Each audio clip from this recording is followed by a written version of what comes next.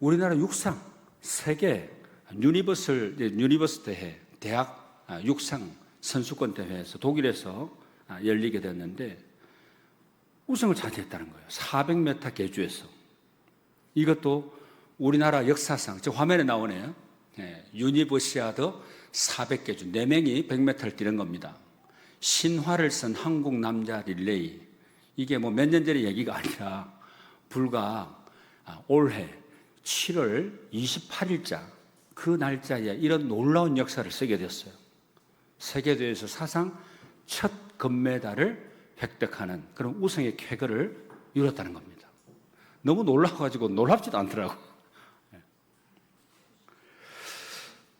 여러분, 저는 잘 모르니까 봤어요. 동영상도 찾아보기도 하고, 뭐 며칠 지난 뒤인데, 동영상도 찾아보기도 하고, 기사도 쫙 읽어보고 했는데, 이야, 이런 훌륭한 성적을 거두었다는 거, 이거는 하나님의 은혜와 복, 그리고 그 선수들의 정말 피나는 땀 흘리는, 그 피땀 흘린 그 훈련이 아니고서는 이렇게 이루어낼 수가 없다. 이런 생각을 하게 되었습니다.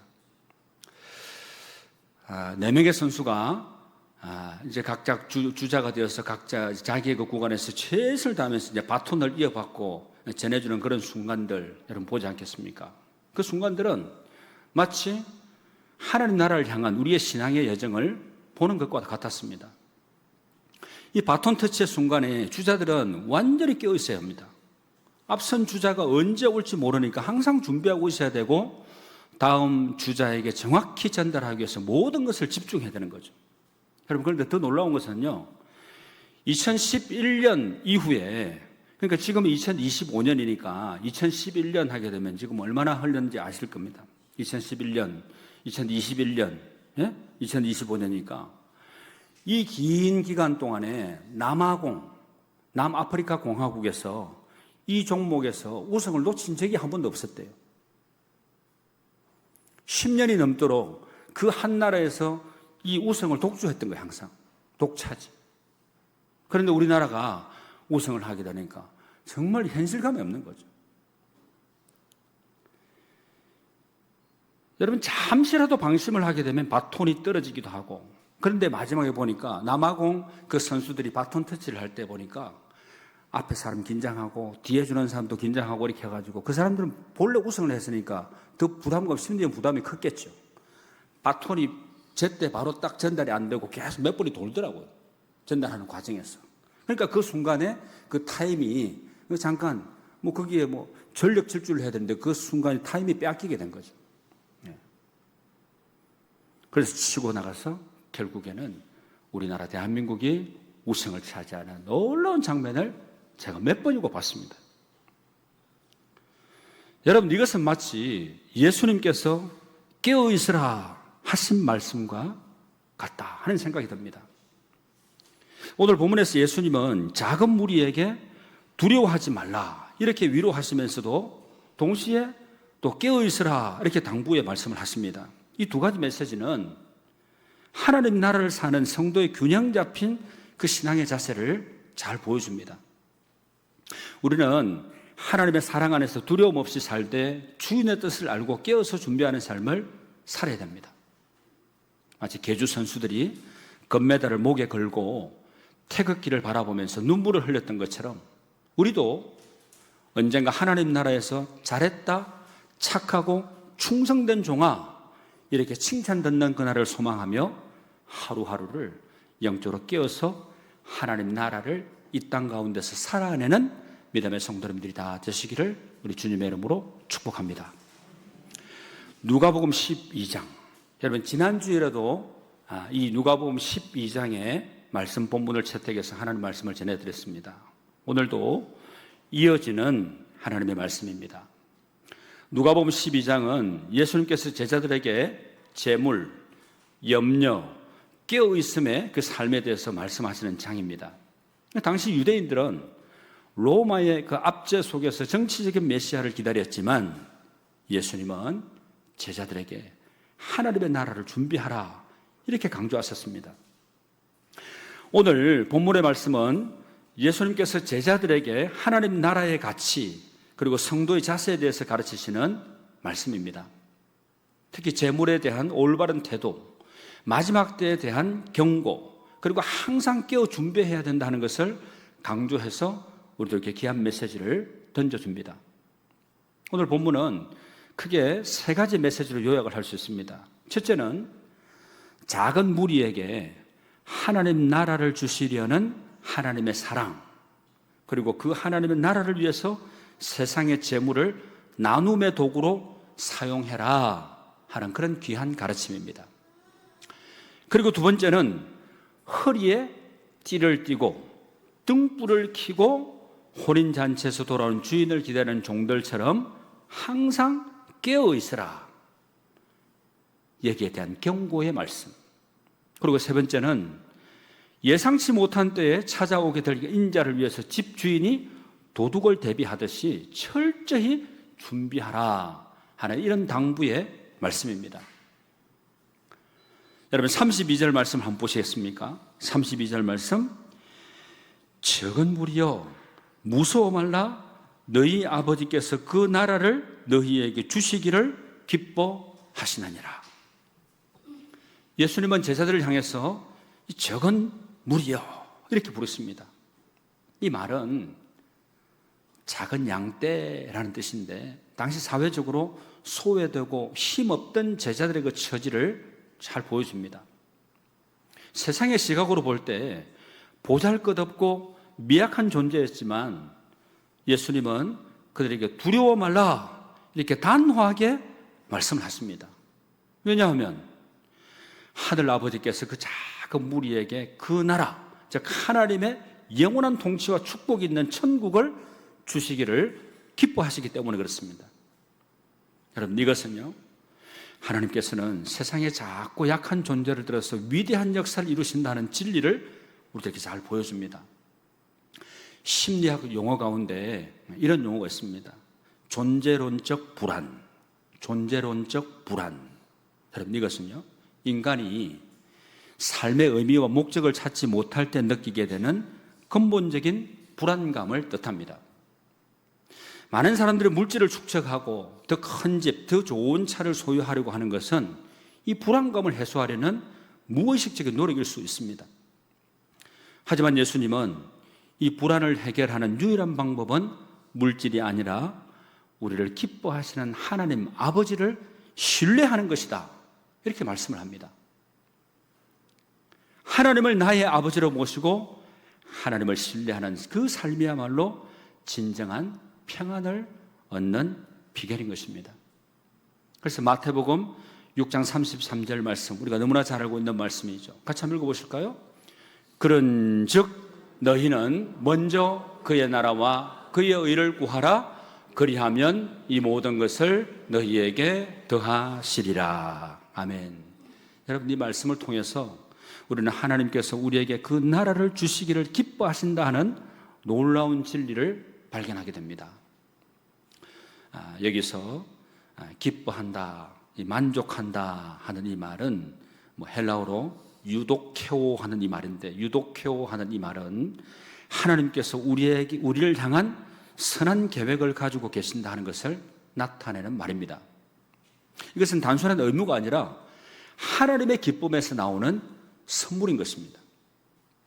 여러분 그리고 이어지는 33절 말씀 보시겠습니까? 너희 소유를 팔아 구제하여 낡아지지 아니하는 배낭을 만들라. 곧 하늘에 둔 바 다함이 없는 보물이니 거기는 도둑도 가까이 하는 일이 없고 좀도 먹는 일이 없느니라 말씀합니다. 여러분 이 말씀은요, 문자 그대로 모든 것을 팔아서 구제하라 하는 그런 극단적인 지시가 아닙니다. 이 말씀의 핵심은 소유에 대한 태도를 바꾸라 하는 영적인 권면의 말씀입니다. 그러니까 우리가 이 가지고 있는 이 소유가 하나님 나라를 위해서 쓸 때 그것은 더 이상 소멸하는 재물이 아니라 영원한 가치를 지닌 보물이 된다 하는 그런 영적인 깊은 의미를 가지고 있습니다. 우리의 소유 또한 단지 자신을 위한 게 아니라 타인을 섬기고 하나님 나라를 확장하는 도구로 사용되어야 한다 하는 것이죠. 그리고 이것은 낡아지지 않는 배낭을 만드는 것과 같습니다. 이 배낭은 우리의 선행, 우리의 사랑이 쌓여서 만들어지는 영적인 자산인 겁니다. 이처럼 성경은 우리에게 무한한 축적을 넘어서 필요한 것을 나누는 나눔의 경제를 가르쳐 줬습니다.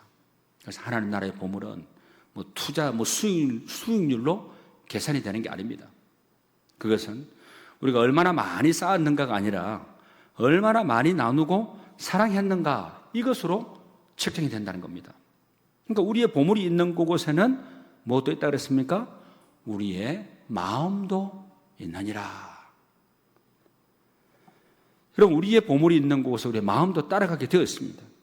그러니 우리의 마음을 먼저 어디에 둬야 되겠습니까? 하늘에 두어야 되는 거죠. 그래서 마태복음 6장 21절 말씀에, 여러분 오늘 말씀에도 나오지만 그 같은 말씀이 나옵니다. 내 보물이 있는 그곳에는 내 마음도 있느니라. 여러분 이 말씀은 심리학의 주의 집중 이론, 그러니까 우리의 주의를 집중시키는 그 이론과 꼭 일치를 합니다. 그러니까 우리가 가치 있게 여기는 것에 우리의 그 에너지와 관심이 집중되는 거죠. 그래서 하늘의 보화에 마음을 두는 것은 우리 삶의 방향을 결정하는 중요한 선택이 되는 것입니다. 여러분 35절 말씀 보십시오. 35절, 너희 허리에 띠를 띠고 등불을 켜고 서 있으라 말씀합니다. 허리에 띠를 띠라, 이 말은 쉽게 얘기하면 옷을 입고 남자들 이렇게 허리띠 하는 것처럼 이렇게 생각할 수 있는데, 그것보다 훨씬 더 깊은 의미가 있습니다. 허리에 띠를 띠라 하는 이 말은 팔, 다리를 자유롭게 움직일 수 있도록 긴 옷을 허리에 묶는 행위를 의미하는데, 이것은 언제든지 즉시 행동할 수 있는 그 준비된 상태를 뜻하는 겁니다. 그리고 등불을 켜라 하는 이 말은 어둠 속에서 주인을 맞이할 수 있도록 항상 빛을 밝히고 있는 그 경각심을 의미하는 말입니다. 이 두 가지 비유는 우리의 영적인 삶이 항상 준비된 상태여야 된다 하는 것을 강조해서 하는 말씀입니다. 마치 이것은 올림픽에 출전한 국가대표 선수가 매일 꾸준한 훈련으로 최고의 기량을 유지하는 것처럼 우리도 매일의 그 경건 생활을 통해서 주님을 맞이할 준비를 해야 된다는 것입니다. 여러분 최근에 제가 참 깜짝깜짝 놀라는 그런 일들이 많이 일어납니다. 그리고 감동을 받는 경우들이 참 많이 있습니다. 여러분 성경 필사 개인주를 하신 분들이 세 분이 계세요. 제가 이제 제본을 잘 해드리려고 인쇄소 몇 군데를 이제 알아보면서 제가 비교 견적도 내고 이렇게 하고 알아보고 있는데, 여러분 그분들이 성경을 이제 완필을 다 하셨어요. 신구의 완필을 다 하셨는데, 근데 놀랍게도 지금 계속 성경을 쓰시는 분들이 꽤 계시더라고요. 꽤. 똑같은 그 시점에 완주를 하지 못했을 따름이지 계속 쓰고 계신 분들도 계세요. 여러분 저도 성경필사 완주 못했거든요. 그런데 지금도 계속 쓰고 있어요. 저는. 네. 여러분 이것을 보면서 제가 생각한 게 있습니다. 우리 전 교인들이 내년이면 우리 교회가 교회 창립 30주를 맞이하게 되지 않겠습니까? 이럴 때 뭔가 의미 있고 뜻깊은 그런 일들을 이루어내고 싶다 하는 그런 마음들이 드는 거예요. 그래서 제 마음에 벌써부터 그런 마음이 있었어요. 그런데 여러분 그 마음이 든다고 해서 계속 생각만 하고 있다가 시간만 보내면 되겠습니까? 벌써 제가 매뉴얼을 다 만들어 놨어요. 전 교인이 성경 필사에 참여할 수 있는 매뉴얼을 다 만들어 놨어요. 제가 이미. 네. 여러분들은 이미 쓰신 분들이 계실 텐데 다 개인적으로 이제 이 지정이 되는 거예요. 어디에서 어디까지 쓰시면 됩니다 하고 다 매뉴얼이 다 있습니다. 예. 그거 하게 되면 1년에 그 범위를 딱 잡아서 쓰게 되면 온 교인들이 100명을 잡고 했을 때 100명의 분담을 해서 이렇게 하게 되면 온 교인이 빠짐없이 다 쓸 수 있어요. 한 몇 장 정도만 쓰면 되거든요. 그리고 어떤 분들은 참 저를 위해서 기도를 참 많이 하고 계시더라고요. 이게 제 목회자인 저를 통해서 하나님이 주시는 그 마음으로 이 목회가 이루어지는 그런 이 목회가 이루어져야 성공적인 목회가 되지 않겠습니까?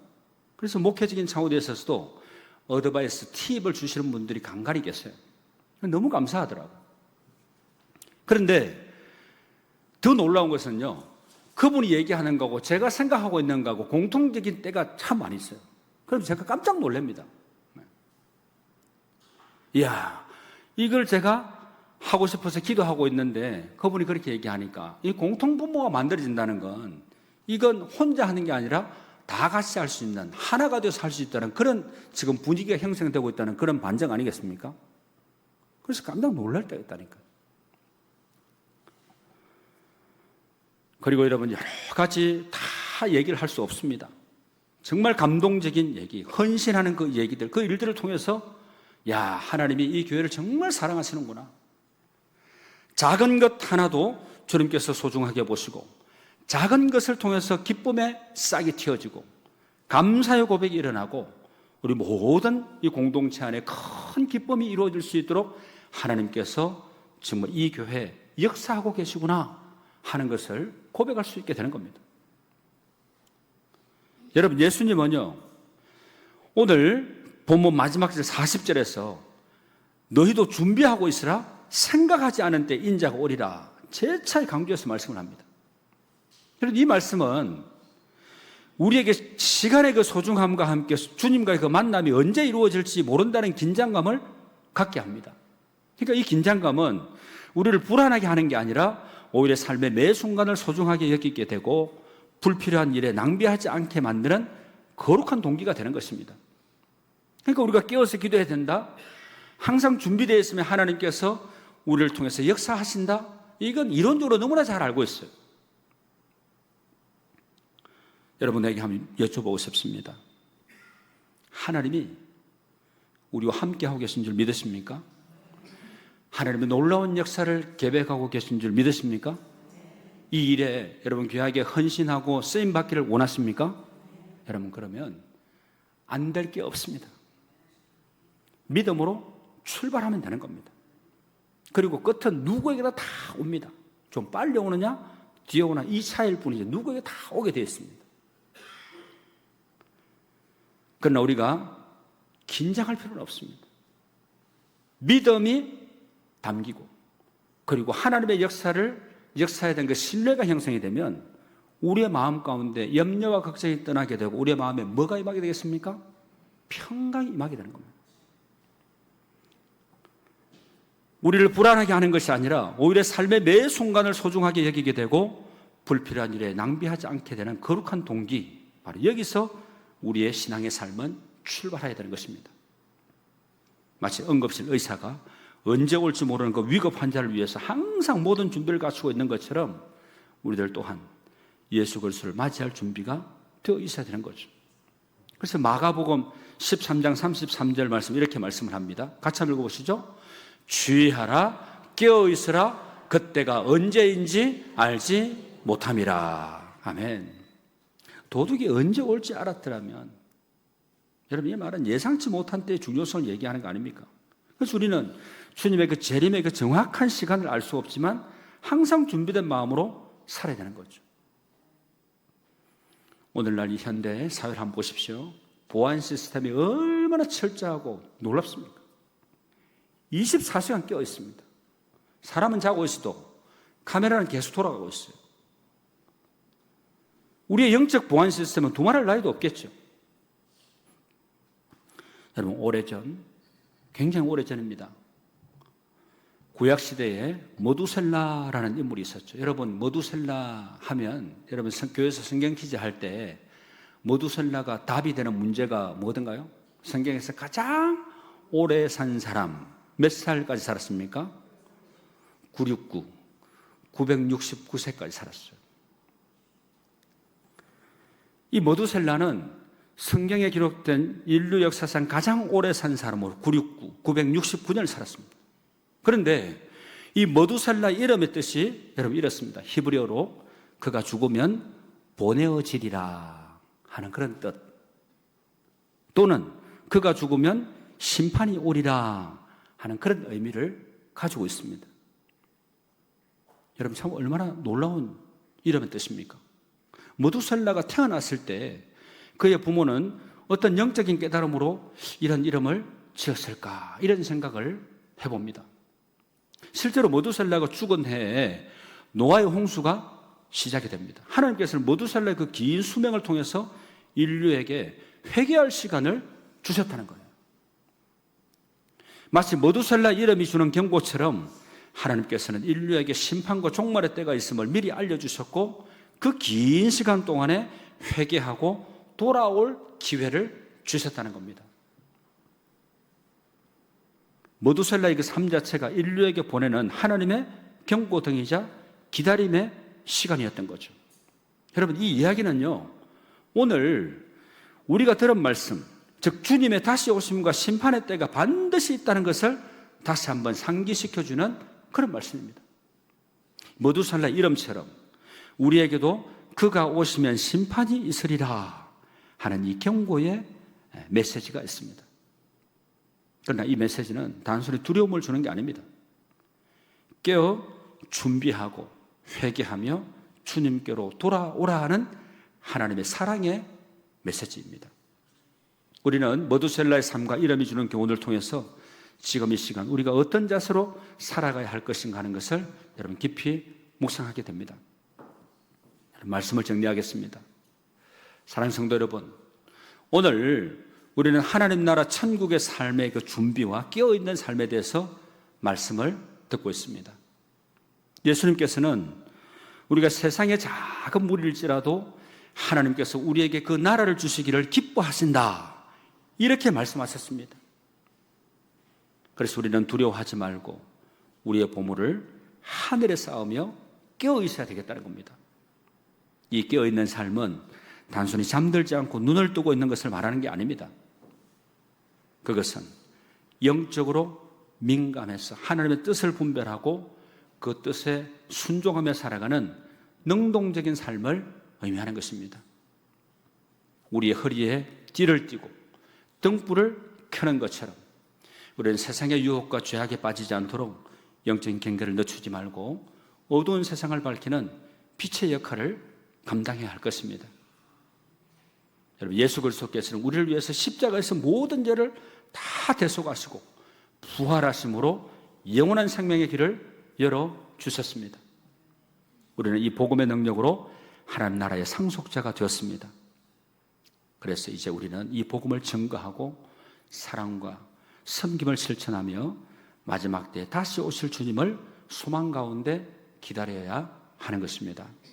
우리의 마음이 다시 한번 주님께로 향하고 깨어있는 믿음으로 하나님 나라를 소망하며 살아가는 저와 여러분의 삶이 될 수 있기를 우리 주님의 이름으로 축원합니다. 아멘. 기도드리겠습니다.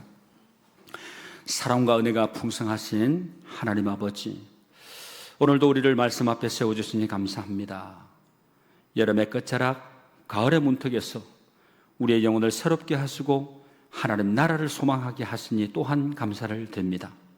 주님, 우리가 세상의 두려움에 흔들리지 않고 오직 하나님 나라를 바라보며 담대히 살아가게 해주시되 우리의 연약함을 주의 은혜로 붙드시고 남은 생애가 하나님 나라 천국을 준비하는 지혜로운 믿음의 삶이 되게 하여 주시옵소서. 예수님의 이름으로 기도하옵나이다. 아멘.